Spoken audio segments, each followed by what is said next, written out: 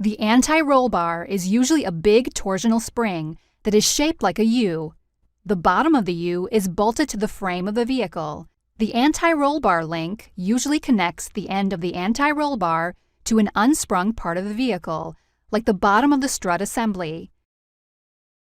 The anti-roll bar link is normally a long rod with ball joints on each end. Some anti-roll bar links just have threaded ends rather than ball joints. As the car corners, the vehicle's body has a tendency to roll towards the outside of the corner.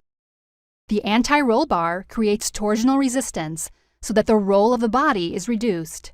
This helps to keep the maximum tire area on the road, ensuring the highest possible levels of grip. It is common for the ball joint sockets in the anti-roll bar links to become worn. When this happens, the anti-roll bar will still function, but will make excessive noise when hitting bumps or cornering. In some cases, the anti-roll bar link can break, leaving the anti-roll bar completely ineffective. Without the torsional resistance of the anti-roll bar, the vehicle will experience more body roll when cornering.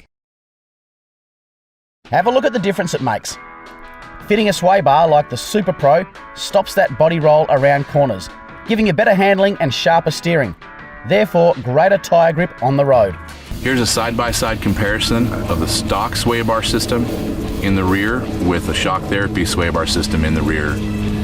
One at a maximum of 25 miles an hour and ours at 30 miles an hour. Here's a comparison between the Fox edition with factory front and rear sway bar and a stock edition with shock therapy front and rear sway bar. The Fox edition is maxed out at 30 miles an hour, but the shock therapy version is maxed out at 42.5 miles an hour. For a side-by-side comparison, a stock RZR with a rear bar, a Fox edition with a factory front and rear bar.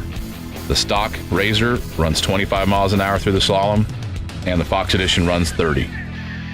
Compare that to our rear sway bar only on the stock RZR, which is capable of 30 miles an hour just like the Fox edition is with a front bar.